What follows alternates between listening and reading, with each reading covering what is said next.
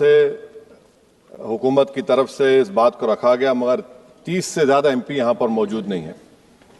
Madam, पहले तो मैं वज़ीर आज़म की इस बात की मजम्मत करता हूँ और उनको बताना चाहूँगा कि जिना के बारे में उन्होंने जो कहा था, हम तो जिना के सख्त मुखालिफ है, इसलिए भारत को अपना वतन माने, मगर 42 में आपके प्यारे वीर और जिना की पार्टी ने नॉर्थ वेस्ट फ्रंटियर, सिंध और बंगाल में मिलकर हुकूमत चलाई और उस हुकूमत ने 1.5 लाख हिंदू और मुसलमानों को अंग्रेजों की फौज में शामिल कराया ताकि वो लड़े।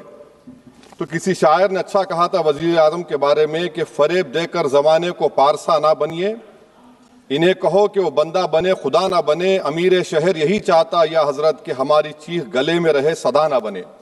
दूसरी बात मैडम, हमारे वजीर दिफा जनाब राजनाथ सिंह साहब ने बड़ा ही अजीब व गरीब और तकलीफ दे बात कही उम्मुल मोमिनीन के बारे में और उम्मुल किताब के बारे में। उम्मुल मोमिनीन उनको कहते हैं जो हमारे प्रॉफिट मोहम्मद सल्लल्लाहु अलैहि वसल्लम की वाइफ हैं, वो हम तमाम मुसलमानों की माँ, हम उनको तस्वुर करते हैं, मगर हम उनकी इबादत नहीं करते, हम अपनी माँ की इबादत नहीं करते।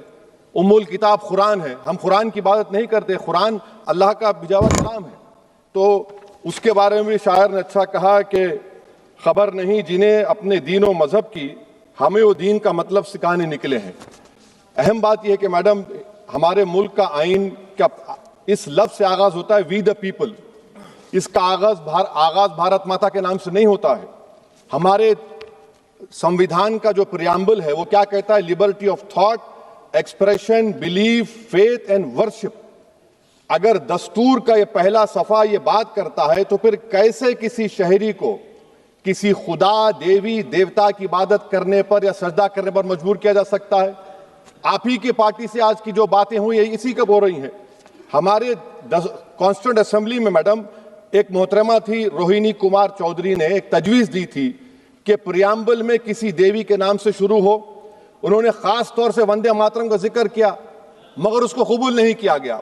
फिर केवी कामत साहब ने एक तजवीज़ दी कि इट्स सिटीजन्स को बदलकर हर सिटीजन्स किया जाए और खुदा के नाम से शुरू किया जाए, वो तरमीम को मुस्तरद कर दिया गया।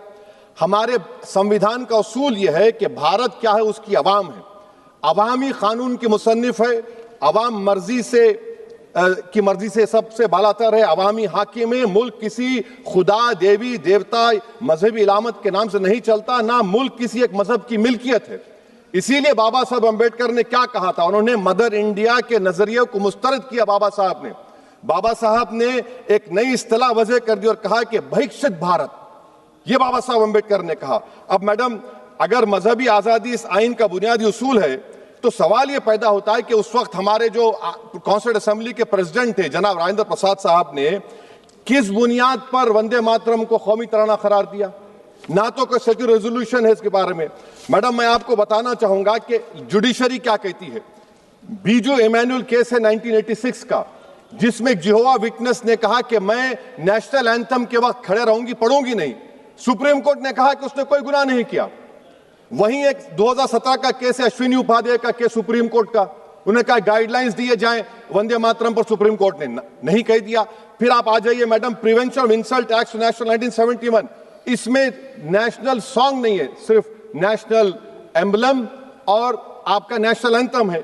फिर आप आ जाइए 40th अमेंडमेंट आर्टिकल 51 है, 76 में पास हुआ, उसमें भी इसका कोई जिक्र नहीं है।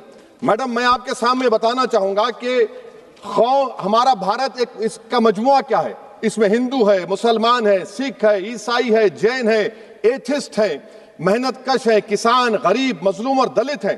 मगर अगर जो तकारीर आज हमने यहां पर सुनी और बाहर जो सुनते हैं, अगर भारत को देवी कहने और उसके आगे सजदा करने, तो दरअसल कौम परस्ती को, वतन से मोहब्बत को मजहब में तब्दील कर रहे, और फिर यहां पर बोल रहे कि अगर भारत में रहना है तो वंदे मातरम गाना पड़ेगा। भाई, ये तो संविधान के खिलाफ है, सुप्रीम कोर्ट के जजमेंट के खिलाफ है।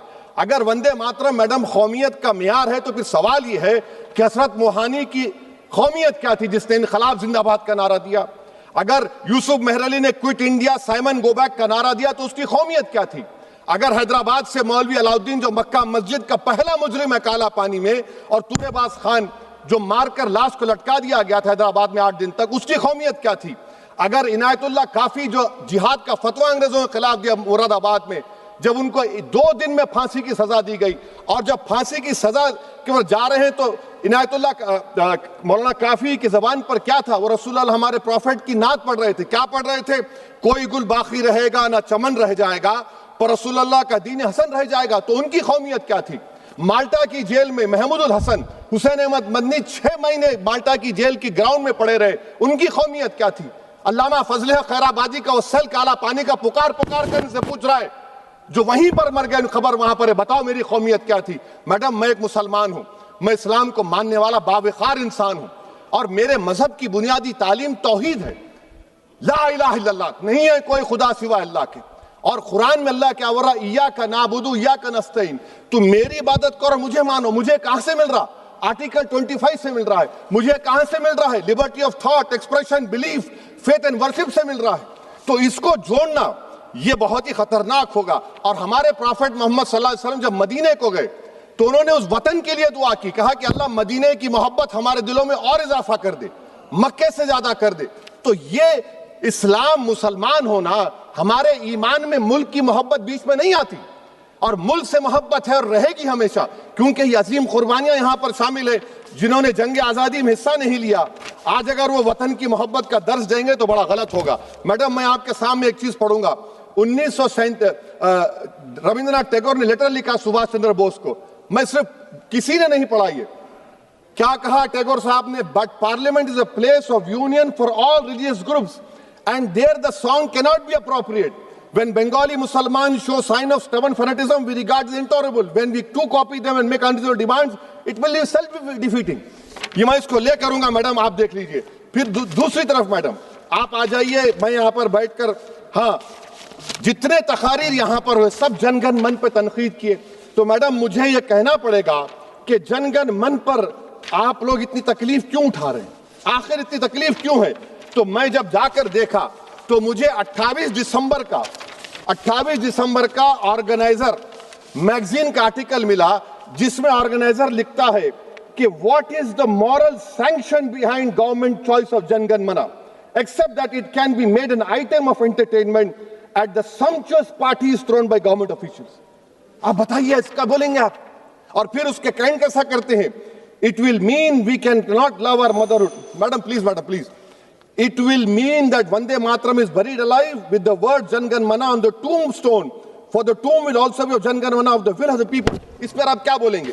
मैडम, मैं आपको ये बताना चाह रहा हूं कि वतन की मोहब्बत हमारे लिए बहुत अहम है, मगर ये बताइए हमको कि अभी मैडम यहाँ पर आनंद मठ के बारे में बहुत कुछ कहा गया। मैं सिर्फ 2 मिसालें आपको देता हूं। आनंद मठ के पेज नंबर 70 और 80 को पढ़ लीजिए। इसके बाद सनातन जहां मुसलमानों के घर पाते थे, इन्हें आग लगा देते थे।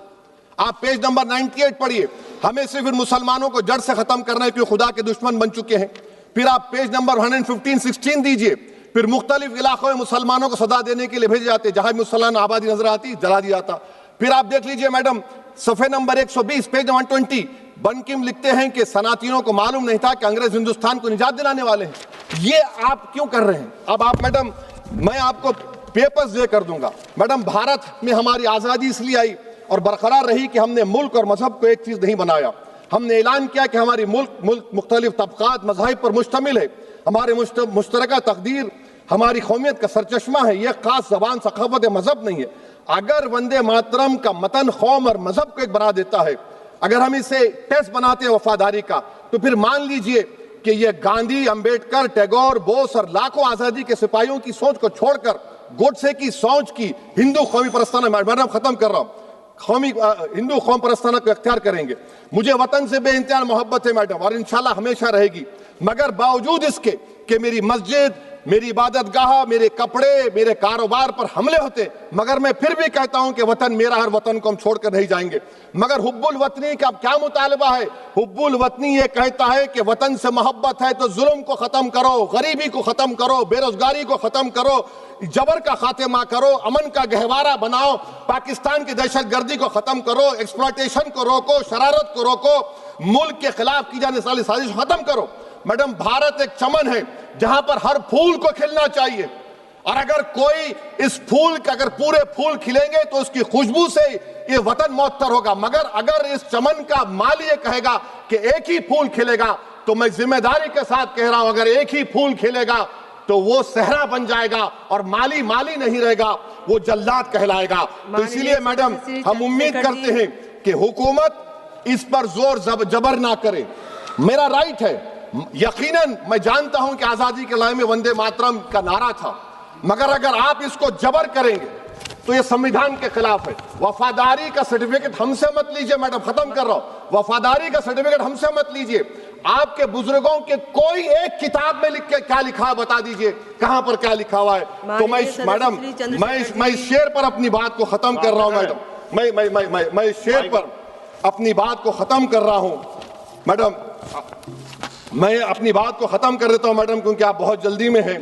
कि भारत जिंदाबाद, हिंदू मुसलमान जिंदाबाद, दलित जिंदाबाद, ईसाई जिंदाबाद, आदिवासी जिंदाबाद, जो किसी खुदा को नहीं मानते वो भी जिंदाबाद, और मैडम सब पिछड़ा सब आ गया इसमें। तो हम उम्मीद करते कि इस रूह को आप समझेंगे अगर आप सिर्फ अपनी आइडियोलॉजी को लेकर चलेंगे। और आखिर में मैडम, जनाब बंकिम चंद्रा साहब के बारे में मैं आपके सामने डॉक्यूमेंट लेकर रहा हूं कि उन्होंने बीए का एग्जाम पास नहीं किया था, 7 मार्क्स से फेल हो गए थे, ये भी रख रहा हूं। तो आप जिसको लिटरेरी जायंट बता रहे, ये नहीं है। बहुत बहुत शुक्रिया।